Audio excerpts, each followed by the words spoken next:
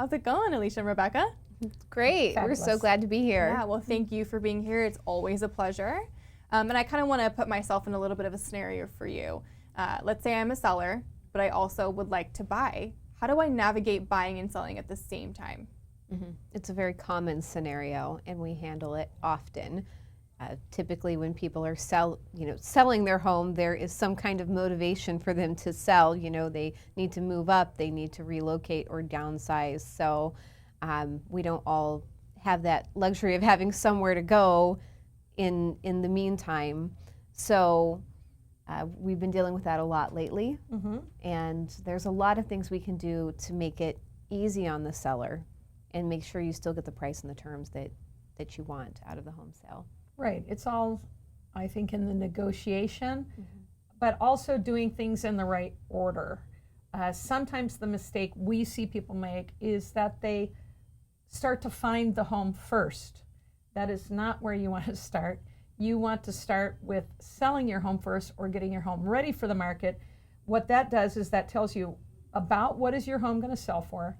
That lets you know how much money you're going to work with. And that also tells us of what level we can look for you. And it puts things in order. I mean, you can always sell your home contingent upon buying the next property. We can always negotiate a seller in possession or a rent back afterwards, where a lot of people need the money from the sale of their home to purchase the next home. Sometimes people don't want to accept a contingent offer. So we can have the home close escrow, say in 30 days, and then they stay in their home for another 30 days or longer. That gives them the money to make a non-contingent offer, and it gives them the time. It gives them, 60 days to look around, and we can locate the right property for them. Yeah. But, it's just like when you work with a buyer, we have to know, what is your price range? And that's something you find out with the sale of the home. Right. So, So it's getting them prepared and going through and saying there are options, and so we just got to sit down and figure out what we need to do. Right. Yeah. And not to stress out, because it always works out. Right. I think that's something we constantly have to remind our clients and be reminded of ourselves when, there is a little bit of nerves happening when you're trying to find the home. And as Rebecca mentioned, sometimes going out of order, which can create disappointments.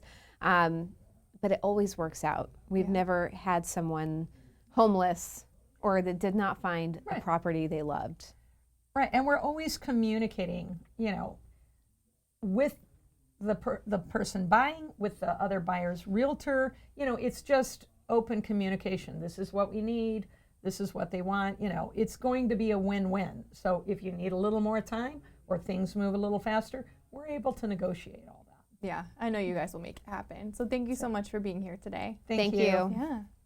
That was Alysha and Rebecca.